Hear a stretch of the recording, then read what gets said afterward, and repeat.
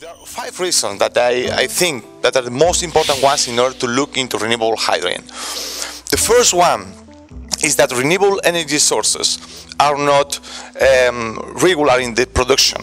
They have a lot of variation in the day, in the month, in the year. So combining some storage system in which you can store the hydrogen and you can then use the hydrogen again in order to produce electricity, it has sense.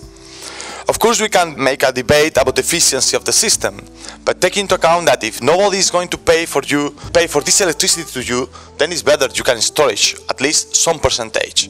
So even if it's the most efficient way is to put the electricity directly into the grid, if you have an excess of electricity, it's better than you can store it.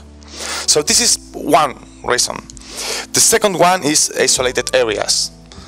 Okay, if you have a very big grid, if you have plenty of electricity, then you can talk about efficiency or not. But what happens if you're in an isolated area in Iceland, for example, and you don't have a big grid in which you can deal with and take electricity from it?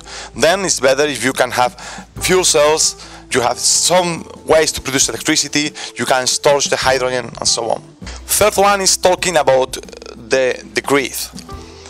We are talking about smart grids currently, about more clever grids in which we can combine the offer, the demand of energy. If you think that you can integrate everything, then a grid in which you can store part of the energy, it has a lot of sense. Mainly, taking into account that you can use this part of this energy you have stored, not only to produce again electricity, but also for transportation. You could consider also the possibility of feed some fleet of vehicles with this hydrogen. This is the fourth reason. This is the most important reason for a lot of countries.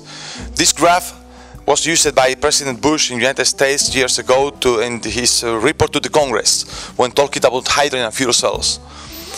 He was explaining to the Congress of the United States that if they want to keep the development of the country, they need more and more oil and more importation of oil.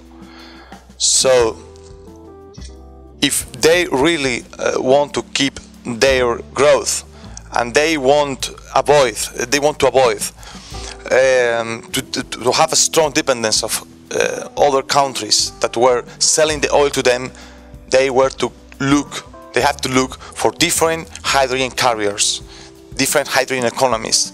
And this is the reason, the main reason in the United States to look into hydrogen for the energy supply, the security of the energy supply.